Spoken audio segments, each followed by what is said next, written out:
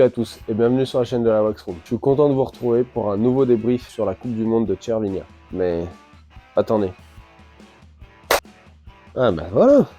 Au moins, là on est à la Wax Room. Ok, alors maintenant que j'ai votre attention, je vais juste vous demander de cliquer sur le bouton s'abonner. C'est juste un abonnement, c'est gratuit et ça aide à soutenir la chaîne. Donc allez-y, c'est parti pour le débrief de Cervinia. Le premier point du débrief de Cervinia, c'est le format. 6 personnes au lieu de 4. Ça fait beaucoup plus de monde sur le parcours et beaucoup plus d'action sur le parcours aussi. Des qualifications jusqu'à la finale.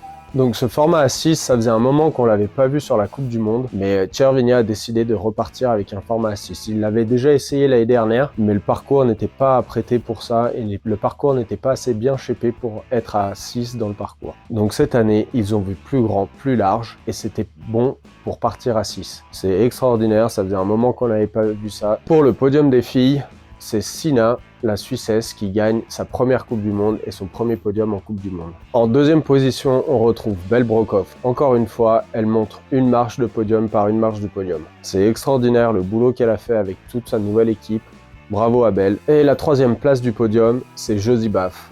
Pareil, australienne, très jeune. L'an dernier, elle finit 3e du classement général, donc cette année, elle est repartie pour reprendre quelques places sur le classement général. Bravo aux filles, et maintenant, on passe aux garçons. Pour faire le débrief sur les garçons, à la 3e place du podium, on retrouve Elliot Grondin. Il avait pris le lead du Globe de Cristal aux Deux Alpes, mais malheureusement, avec cette 3e place, il le perd. Il finit 3e, c'est une belle performance. Il va avoir un mois pour se reposer et revenir en pleine forme à Saint-Moritz. J'espère qu'il va revenir sur le devant du podium et reprendre le lead. Comme ça, toute la saison, ça va être très serré chez les garçons et chez les filles pour prendre le lead cette année. À la 2e place du podium, on retrouve encore un Australien. Les Australiens à Cervinia, ils déchirent tout. Encore un garçon à la 2e place, Lambert Adam, avec une très belle course du début à la fin. Des qualifs jusqu'à la finale, il arrive à être juste dans sa stratégie et avec une glisse impeccable. Bravo à Lambeau et à Saint-Moritz, j'espère que ça va encore parfait pour toi. Et à la première place du podium, on retrouve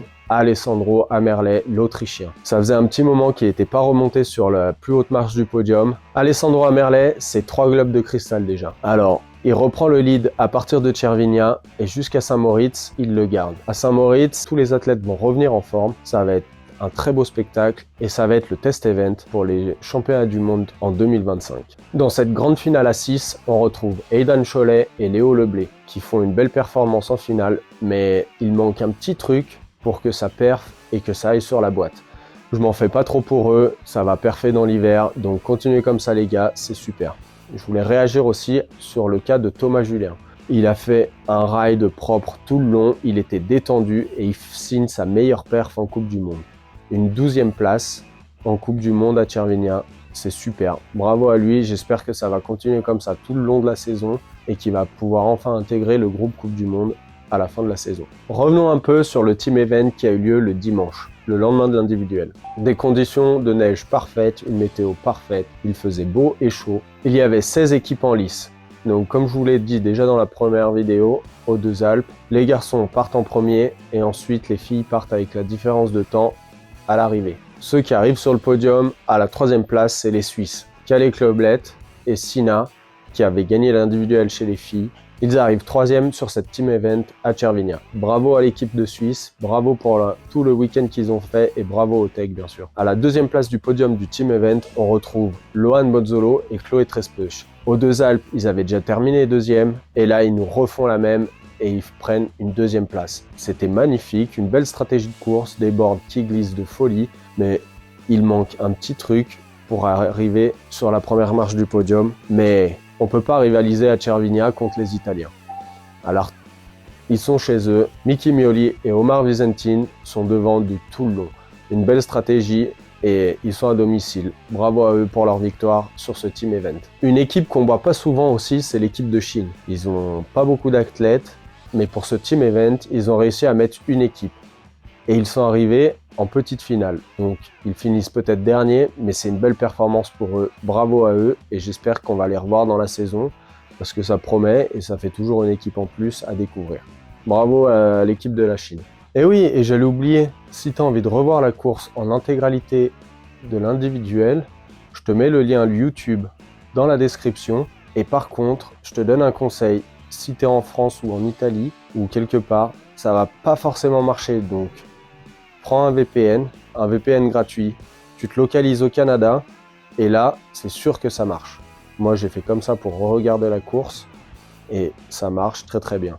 Donc, va checker dans la description, tu cliques, tu mets ton VPN, tu te localises au Canada et c'est parti.